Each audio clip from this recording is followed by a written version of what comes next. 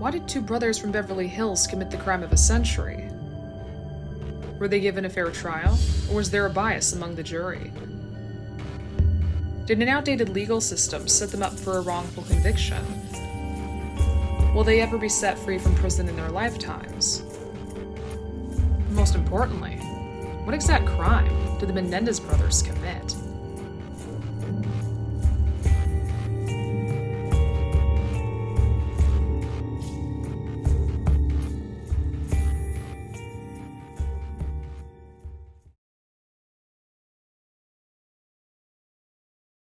Hello everyone, welcome to the Zillennial Girl podcast, where I talk about the most important pop culture events that bridge the gap between millennials and Gen Z.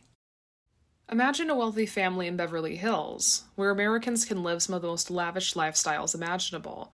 But upon further inspection, these millionaire mansions may not be as picture-perfect on the inside.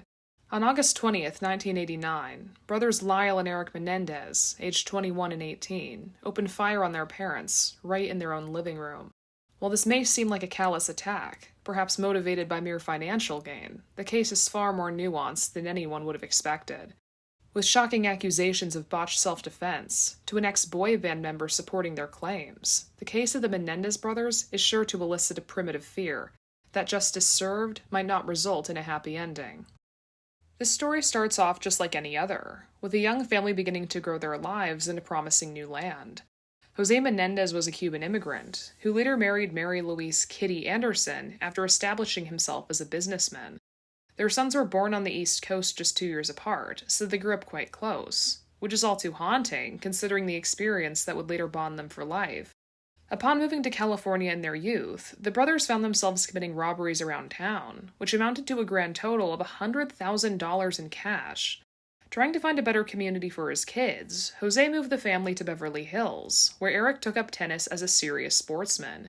But even though Eric was establishing himself as an all-star athlete, Lyle was suspended from a university for plagiarism, prompting his father's dissatisfaction. While strict parenting doesn't seem to be a reason for retaliation, the Menendez brothers would later cite that Jose's methods were beyond extreme, and that their mother just went along with it. What occurred in the den of their Beverly Hills mansion is still shrouded in controversy, so it's best to detail the facts before feelings. With this in mind, let's investigate what events led up to the murders. Just 2 days before making their life-changing decision, Lyle and Eric traveled out of town in an attempt to purchase handguns, but due to an issue that involved a waiting period, they settled for shotguns instead. On the evening of August 20th, while Jose and Kitty were watching TV, their sons entered the room carrying the loaded weapons and opened fire on their unassuming parents.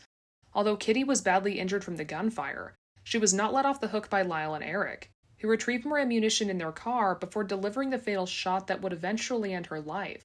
The brothers expected police to respond to the noise, but when they did not, the controversial choice to cover up their involvement began.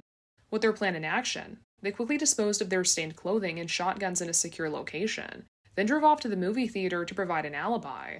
But upon realizing that the time was registered on the tickets, they headed to a local festival instead, later returning to the house with no signs of police presence. With nothing left to do but call in the crime, Lyle was in hysterics by the time emergency services picked up, and told them that they found their parents deceased. While the brothers would have initially been looked into as people of interest, no gunshot residue tests were conducted on their hands, which would have implicated them immediately. Due to the lack of weapons on their person, and dramatic emotional response elicited, they were quickly eliminated as suspects, leaving police to assume that the deaths were the result of a mob hit. Given its sheer brutality and Jose's lofty business connections, law enforcement had no reason to investigate any lead that suggested otherwise. But as Lyle and Eric began spending an inordinate amount of their parents' life insurance money, a financial motive was ascertained, and police zoned in on the brothers' flashy activity. While the pair initially expected to evade capture, a confession made by Eric to a psychologist, Jeremy Oziel, would prove to be the nail in the coffin of their freedom. After telling his mistress, Judalon Smith, she turned over the incriminating evidence once the couple had gone their separate ways. Lyle and Eric were arrested separately in early March of 1990, to which they were held without bail while awaiting their trial. Initially charged with 2 counts of first-degree murder with special circumstances, their actions were putting them up against the death penalty.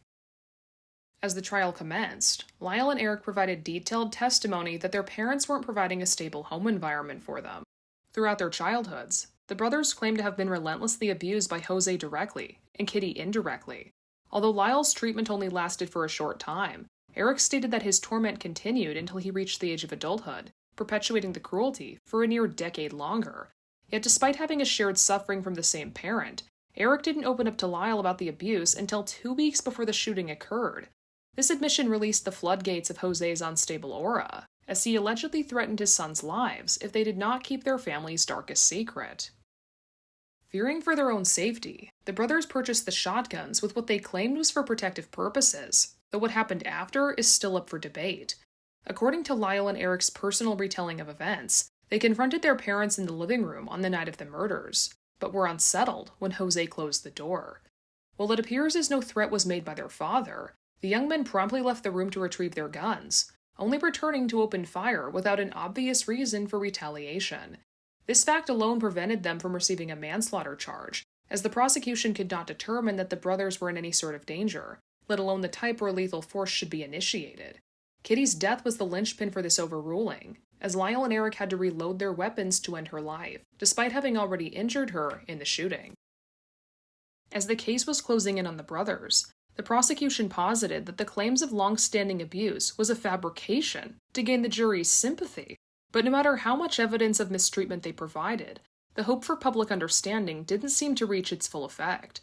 The verdict was equally bisected by gender, as women were more open to the charge of voluntary manslaughter, where men leaned towards first-degree murder. With the hung jury unable to reach a legal conclusion for the brothers, an opportunity for a second trial arose, which only amounted to more problems in their courtroom fight for justice. As the proceedings lurched on, the prosecution further questioned Eric's claims of inappropriate conduct with Jose, to which his excuse was subpar. While it was assumed that he could have joined the military to escape the household, Eric explained that wasn't possible, but could not cite an actionable reason as to why. The judge ultimately decided that while the brothers were claiming self-defense, there was not enough evidence to suggest Jose put them in immediate danger the night of August 20th. Bringing the gruesome manner of Kitty's death into the light did not help matters, as ending her life required more ammunition, which Lyle and Eric were more than eager to retrieve. When the trial finished, the Menendez brothers were sentenced to life in prison without the possibility of parole, their split-second decision having taken any semblance of a future for themselves outside protective custody. Having served over 35 years behind bars, the pair have openly expressed their desperation for a retrial, which was granted this year. With their parole hearing only a few months away, it's possible that the brothers could receive the freedom that they've been rightfully deserving of after all this time. Had the jury voted unanimously on a voluntary manslaughter charge, which was an absolute possibility, Lyle and Eric may have only been sentenced anywhere between 5 and 20 years. Considering the extenuating circumstances of abuse, along with shooting in the heat of passion, the case may have played out very differently if there was less of a gender bias.